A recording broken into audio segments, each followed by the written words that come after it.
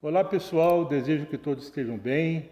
Estamos aqui no canal Olhar da Alma, mais uma vez, para trazermos as nossas considerações sobre o real significado da alma quando estudamos a psicologia. Contemporizando o nosso vídeo passado, nós estávamos falando de um movimento que ocorreu lá na França, no início do século XIX, denominado de espiritualistas racionais. Contextualizando aquele momento, trazemos aqui para as nossas considerações iniciais a questão da ciência naquela época, que até a Revolução Francesa, que teve seu início no ano de 1789, todo o processo pedagógico da França era coordenado pelo clero, pela igreja. E é nesses estudos, fornecidos ou proporcionados pelo clero e pela igreja, que a sociedade naquela época, quando se falava da alma, se falava-se de uma alma sobrenatural, falava-se de uma alma totalmente passiva, e essa alma era conhecida pela revelação. E foi desenvolvida uma moral no relacionamento humano denominada de submissão, uma moral submissa.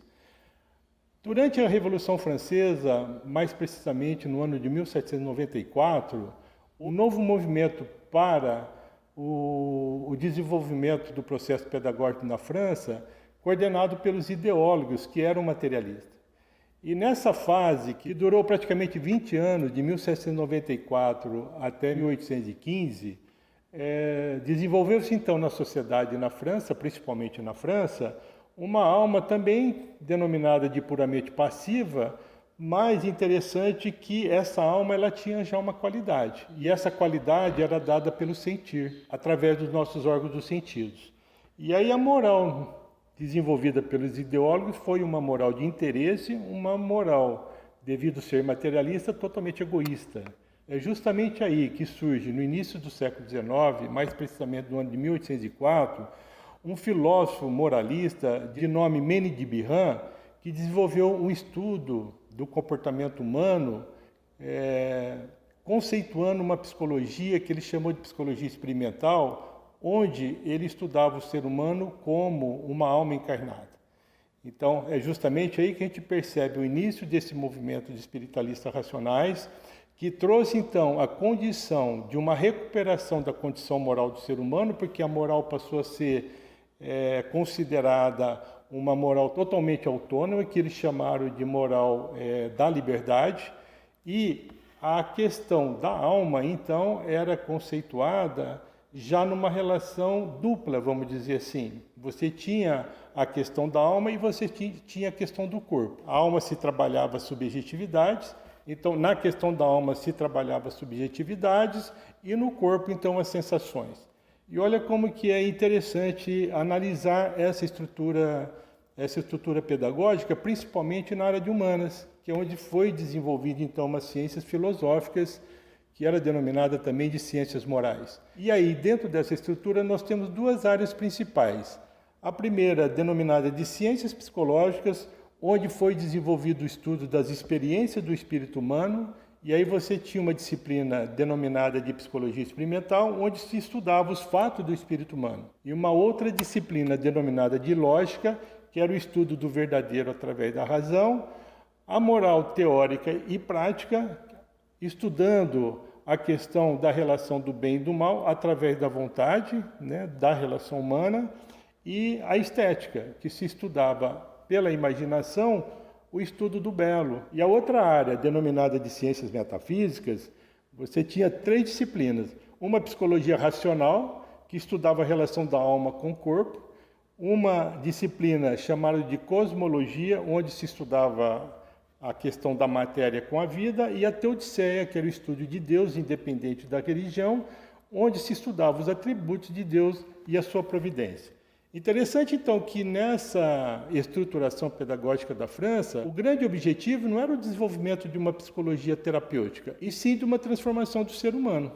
Então, o cunho terapêutico da época era da área da medicina. A psicologia que foi desenvolvida como estudo da alma encarnada, estudando o ser humano, ela tinha então esse grande objetivo da recuperação moral no relacionamento humano. Esse é um fator muito importante desse movimento dos espiritualistas racionais, que desenvolveu essa estrutura pedagógica chamado de espiritualismo racional. E olha que interessante, nós tivemos um brasileiro que participaram desse grupo, que estudou lá na Universidade da França, chamado de Gonçalves de Magalhães, que era um médico e que traz esses registros para o Brasil e implantou, principalmente no Colégio Dom Pedro II, no Rio de Janeiro, essa estrutura do espiritualismo racional. Interessante, então, compreendermos que até 1850, esse movimento dos espiritualistas racionais lá na França teve um grande objetivo da recuperação moral do ser humano. E aí, com a revolução que teve nessa época de 1850, onde Napoleão III assume o governo da França, ele destitui esses professores que faziam parte desse movimento dos espiritualistas racionais. E aí toda a estrutura pedagógica da França teve uma alteração e ela se tornou mais materialista. E o desenvolvimento da psicologia, então, foi perdendo esse contato como estudo da alma encarnada em relação ao ser humano. E no final do século nós tivemos, então, o desenvolvimento de uma psicologia mais fisiológica, mais experimental, principalmente pelos estudos de Wundt e William James. E aí o que acontece? Essa psicologia mais fisiológica, mais experimental, ela teve o seu desenvolvimento, ela ganha espaço na Rússia e foi denominada de behaviorismo, que é a abordagem comportamental na relação humana.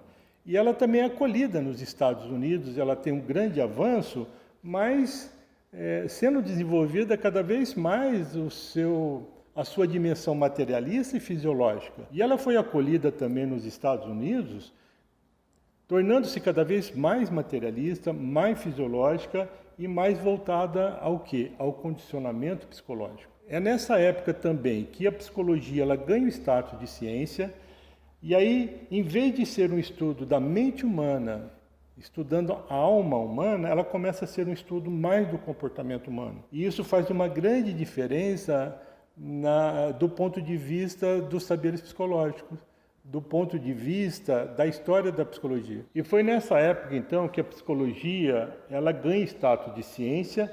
E aí, em vez de ser um estudo da mente humana, da alma humana, ela começa a ser um estudo do comportamento humano. E isso faz uma grande diferença quando você estuda os saberes psicológicos, a história da psicologia. Por quê? Ela fica cada vez mais condicionada à biologia, aos processos fisiológicos e à química do cérebro. E é dessa maneira, então, que a ideia de alma ela vai perdendo seu lugar. Eu queria agradecer essa oportunidade de concluirmos, então, esse grande movimento que esteve lá na França, refletindo sobre o nosso atual momento das nossas abordagens psicológicas, que nós perdemos um pouquinho a alma na sua essência. Muito obrigado e até o próximo vídeo. Um grande abraço.